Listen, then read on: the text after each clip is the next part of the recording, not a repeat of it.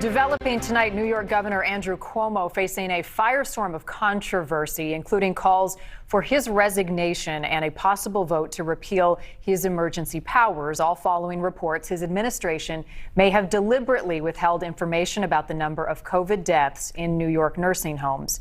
About 15,000 people have died in the state's nursing homes and long-term care facilities from COVID-19, but the state reported only about 8,500 deaths.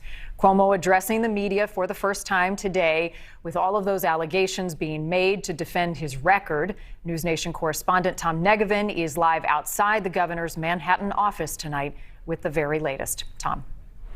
And Marnie, what we heard today was not an apology, but Governor Andrew Cuomo did say that he takes some responsibility for creating what, in his words, was an information void.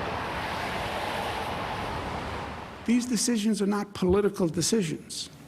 They're all made on the best information the medical professionals have at the time. New York's governor responding to several days of reports that his administration deliberately withheld data about the number of COVID deaths in the state's nursing homes. He's under fire from fellow Democrats, Republicans calling for his resignation. We're going to be filing criminal complaints because she has on taped confessions admitted that she lied.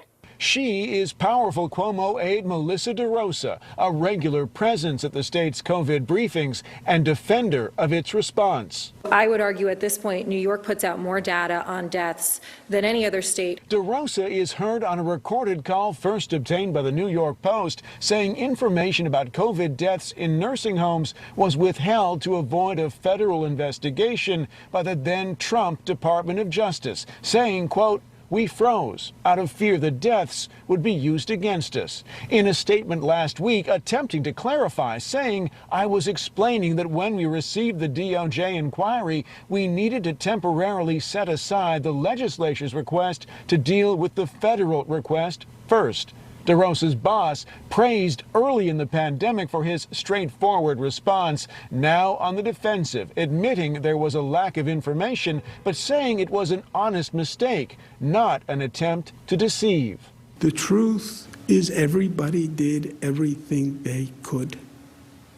The truth is you had the best medical professionals and advice on the globe.